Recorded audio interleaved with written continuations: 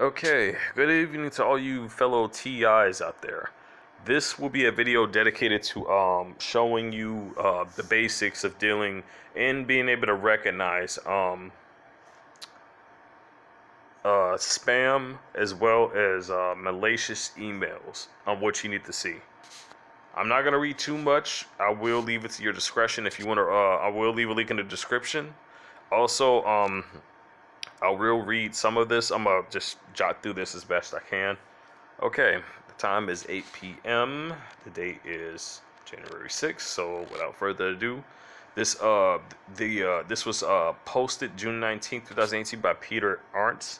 This was last updated November 14th, 2019. I want to point out again, I claim no copyright on any of this. This is only for educational purposes.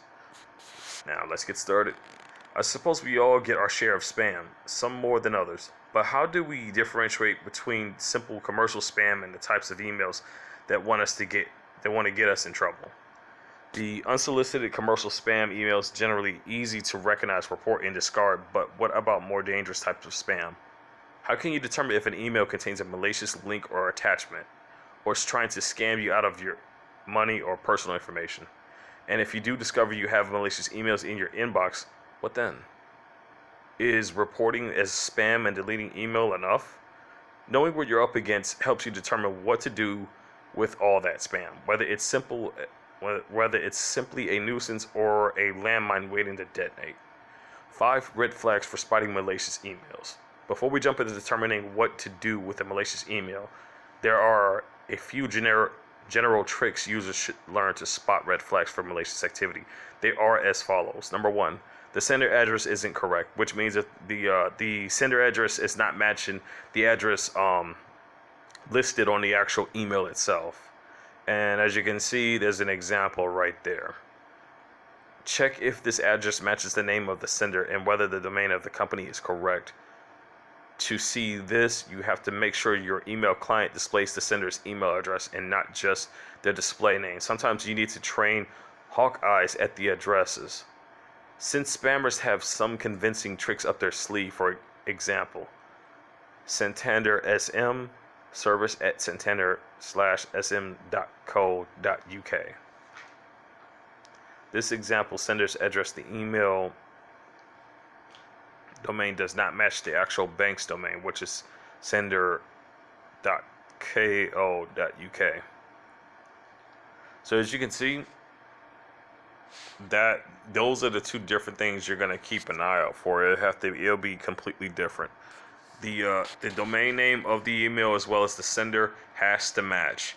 If they do not match, then then you definitely want to delete that. Now for number 2. The sender doesn't seem to know the address. See, is the recipient name spelled out in the email, and are you being addressed as you would expect from the sender? Does the signature match how this sender would usually sign their emails to you?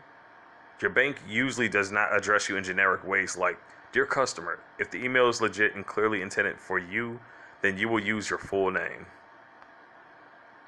You can just I'm gonna zoom in on this for you to see it.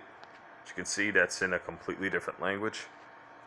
This one is not only in the wrong language, but it is addressed to no one in particular, and is not signed with an employee name you could contact for further information. Number 3, embedded links have weird URLs. Always hover first over the links in the email. Do not click immediately. Does the destination URL match the destination site you would expect? Once again, train those eagle eyes. Will it download a file? Are they using a link shortening service? When in doubt, if you have a shortcut to the site of the company sending you the email, use that method instead of clicking the link in the email. So if you're not aware of that, basically look at the name of it and then just go to your browser and check it out. If it's not the same as what it says, and basically, wait a minute, hang on, let me go back. Once again, train those. Download file. Are they using a link shortening the service? When in doubt, if you have a shortcut to the site of the company sending you the email. Okay, a shortcut to the site of the company sending you the email. Use that method instead of clicking the link in the. Okay, yeah. Your total credit solution, even if you have poor limited credit, a general Visa card Excuse me. Accepted by merchants across the USA and online. Fast and easy application process response provided in seconds, along with manageable monthly payments. Apply now. When I hover over apply now, does that link look like something Visa would use? Question mark. And yes, I did went there. I did just say question mark. Okay, number 4. The language, spelling, and grammar are off. Is the email full of spelling errors? Or does it look like someone used an online translation service to translate the mail to your language? If you wonder what that looks like, I'm going to zoom into this. Truth, you are doing well. Please find attached or our purchase order for your attention. And this kind of hurts this reading. Process and send us pro forma so we make payment today. Also, advice on when we should expect delivery. As they say, and I do not claim copyright over the joke, but in Soviet Russia, language forks you in this case, and it definitely does, because that hurt just to read. Let's continue. Does this look like it came from a native English speaker?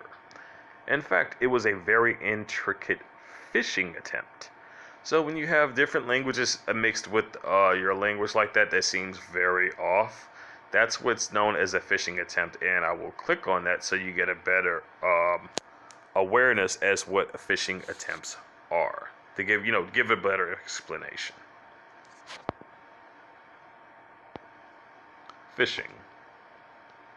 We see lots of phishing attempts for email credentials. This one is slightly different than many others and much more involved and complicated. When I received the email, I was convinced it was going to be a malware delivery attempt, but instead it's a slightly devious and complicated method of phishing for email credentials. They use email addresses and subjects that will entice a user to read the email and open the attachment. A very high proportion are being targeted at small and medium-sized businesses with the hope of getting a better response than they do from consumers. You can now submit a suspicious site's emails and files via our submission system. Remember, many email clients, especially on a mobile phone or tablet, only show the name in the form and not the bit in the domain.com. That is why the scams and phishes work so well. And that's why I use the firewall, because it shows you a lot more than than what it usually does. You've seen the Amazon stuff showed up, and you've seen all the other stuff shows up, and that's what's gonna give you that. The thing is that they just these most likely the people who have this aren't aware about those apps, and that it can detect exactly what's accessing things. So yeah. These do actually come in via distill.co.za, or at least via their authorized email sending service, Mimecast, so it's likely that users' log and details have been compromised. The email looks like from Molmoon Enrico, EF Molmoon at distill.co.za. Date Tuesday, 29th, 5th, 2018 at 8. Subject, send invoice for payment. Attachment, new order, zip. Body content, hello.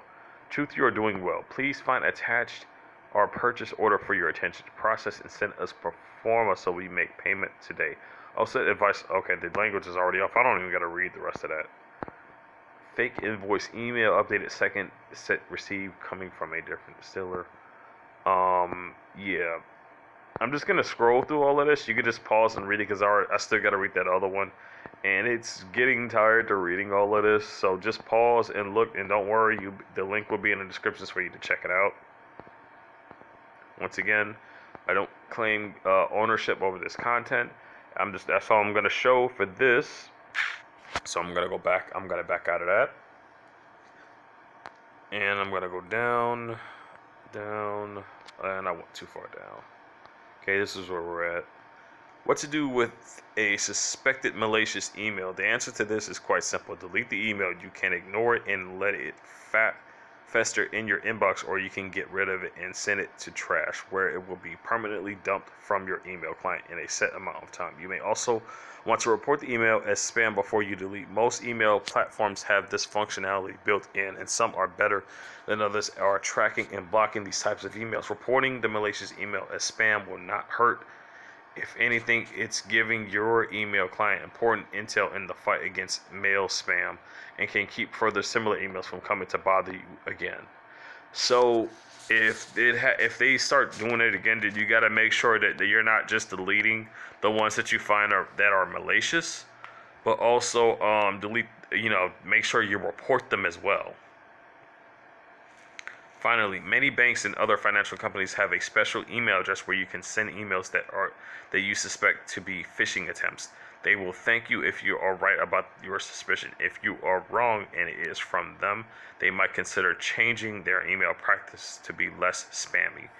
Safe practices when receiving mail. If you want to be proactive against malicious emails, there are some tips and tools we recommend that will give you the opportunity to safely perform all the checks we have recommended earlier on.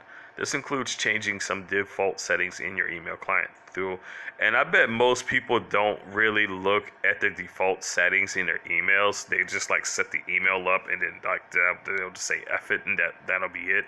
I know, I've been one of those folks before. I already know. I already been there, so don't even think you're left out of that.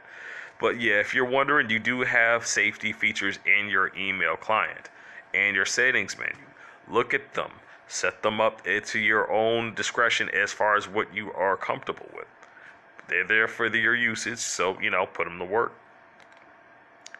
Make sure you can see the full URL when you hover over a link in an email message. This is built into the most email clients by default, but if it's not, we highly recommend enabling it. Make sure you can see the full email address of the sender when you first look at it. This is one of the main indications that something might be fishy. If you have the option to use a spam filter, please use it. It will stop big waves of known spam. It does not make you completely safe, but it saves you a lot of work. We have said this before, but it's really important. Please do not open any attached file that you weren't expecting. The old misconception that only executable attachments can harm you is not true. Documents, PDFs, other attachments are just as potentially dangerous. If you are still unsure whether an email is malicious or just regular spam after checking all the points we stipulated, simply delete the email and go about your day. If the email contains information you think could be important, if legitimate, however, contact the sender in any other way besides using the reply option. For example, if it's your bank, give them a call and ask if they really sent you something on whether it's safe to open. Chances are they didn't, and they'll be glad you reported the scandals for using their name. One other thing I wanted to leave you off as a tip. I don't know if I mentioned this before. Always check when it comes to a phone's updating service. Always check to see the date and time for those updates. If it's for several months back, do not, I repeat, do not download it. If it's for several months back and you're several months ahead, they're trying to basically undo whatever countermeasures that were put in to prevent them from hacking into your systems. That's why they try to get you to download a very outdated update for your phone, just to reopen those vulnerabilities that have long since been patched. Credits. Thanks to my online security for providing me with an examples. Also, there are ways of actually documenting and finding current updates for your service provider, for your phone, the stuff that you're using. You just got to be willing to look it up. All you got to do is just type in, what the service is, look up the type of phone as far as its listings are concerned, and you will be able to look up its updates that way. So that's just another thing to keep in mind of. And in closing, that's it. Once again, I claim no copyright for this. This is just for people to educate themselves as far as dealing with hacking. This is for email as far as identifying spam emails and whatnot. Once again, this is MM's TI Strategy Guide. Remember, stay safe, stay strong. I'm over and out.